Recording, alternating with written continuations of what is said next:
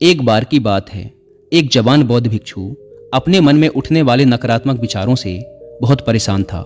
ना चाहते हुए भी उसके मन में तरह तरह के गलत विचार आते रहते। उसका स्वभाव भी काफी चिड़चिड़ा हो गया था। वह बात बात पर गुस्सा हो जाता, दूसरों के प्रति जलन और नफरत की भावना रखता, लोगों की बुराई करता और अपने मन में तरह तरह की नकारात्मक कल्पनाएं करता। वह अपनी इन सब बुरी आदतों से बहुत परेशान हो चुका था। उसने बहुत से तरीके आजमाए, बहुत प्रयास किया अपने अंदर के इन बुरे विचारों को खत्म करने का, लेकिन कोई भी तरीका काम नहीं कर रहा था। अंततः एक दिन परेशान होकर उसने अपने गुरु के पास जाने का निर्णय किया। गुरु एक बहुत ही बुद्धिमान और आत्मज्ञानी व्यक्ति थे। जवान भिक्षु ने गुरु से पूछा, गुरुदेव, मैं अपने मन से इन नकारात्मक विचारों को कैसे खत्म कर सकता हूँ?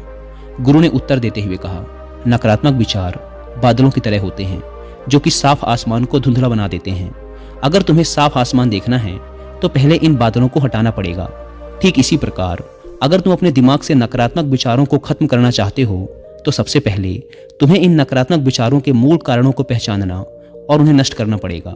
जवान भिक्षु को गुरु की यह बात ठीक से समझ नहीं आई तो उसने गुरु से इसे थोड़ा विस्तार से समझाने का आग्रह किया। तब गुरु ने शिष्य को एक कहानी सुनानी शुरू की। एक बार एक व्यक्ति जंगल से गुजर रहा था। तभी उसे रास्ते पर एक सर्प दिखाई पड़ा। सर्प को देखते ही वह व्यक्ति डर गया और वहां से भागने लगा।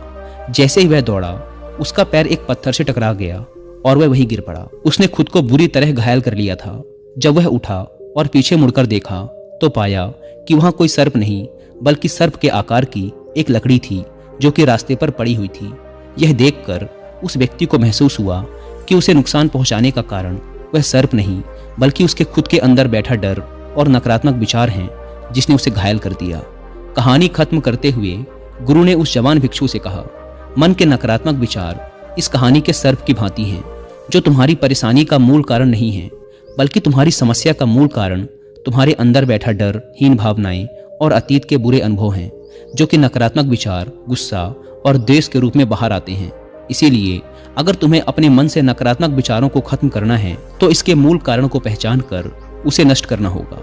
अब हम इस कहानी को अपने जीवन में कैसे लागू कर सकते हैं, इसके लिए कुछ प्रैक्टिकल टिप्स हैं। पहला, माइंडफुलनेस यानी जागरूकता का अभ्यास करो। अपने विचारों और भावनाओं के प्रति जागरूक रहो। देखो कि आपके भीतर क्या चल रहा है, आप अपने आसपास की घटनाओं पर क्या प्रतिक्रिया देते हैं। साथ ही मन में उठने वाले हर नकारात्मक विचार के कारण का पता लगाने का प्रयास करो। दूसरा, अपने अतीत की बुरी यादों, बुरी घटनाओं और बुरे अनुभवों को स्वीकार करो और खुद को व दूसरों को माफ कर दो। तीसरा, आभारी रहो। अपने जीवन के सकारात्मक पक्ष पर अपना ध्यान केंद्रित करो और आपके पास जो कुछ भी है उसके लिए इस ब्रह्मांड का आभार व्यक्त करो। आभार व्यक्त करना हमारे नजरिए को सकारात्मक बनाता है और हमारे अंदर से नकारात्मक भावनाओं को खत्म करता है। चौथा, दयालु बनो, खुद के प्रति भी और दूसरों के प्रति भी, क्योंकि नकारात्मक विचार अक्सर अंदर ही अंदर खुद की बुराई और तुलना करने से पैदा होते हैं। अपने अंदर दया भावना रखकर हम ज्यादा सकारात्मक और संतुष्ट जीवन जी सकते हैं। संक्षिप्त में ये कहानी हमें सिखाती है कि नकारात्मक विचार हमारी परेशानी का मूल कारण नहीं है। असल समस्या तो हमारे भीतर गहराई में छुपी हुई है। इन विचारों के मूल कारणों को पहचान कर हम इन विचारों को अपने दिमाग से निकालना शुरू कर सकते हैं और एक ज्यादा खुशहाल व शांति से भरा जीवन जी सकते हैं। याद रहे, कहानी के सर्प की भांति हमारे ज्यादातर नकारात्मक विचार भी सिर्फ भ्रम मात्र हैं जिन्हें हम अपने मन में पैदा करते रहते हैं। दोस्तों, मैं यहाँ पर आपको कुक एफएम पर ये वाली ऑडियो बुक भी रिकमेंड करूंगा जिसका नाम है 11 दिन सकारात्मकता की ओर। ये ऑडियो बुक एक पॉजिटिव माइंडसेट डेवलप करने में आपकी बहुत हेल्प करेगी और अभी कुक एफएम पर अब तक का सबसे बड़ा ऑफर भी चल रहा है जिसमें आपको इसके मंथली सब्सक्रिप्शन पर मिल रहा है सीधा 70% का ह्यूज डिस्काउंट। यानी आपको इसके फर्स्ट मंथ का सब्सक्रिप्शन पड़ेगा 99 की बजाय सिर्फ 29 रुपीज़ का, अगर आप यूज करते हैं कूपन कोड SALE70।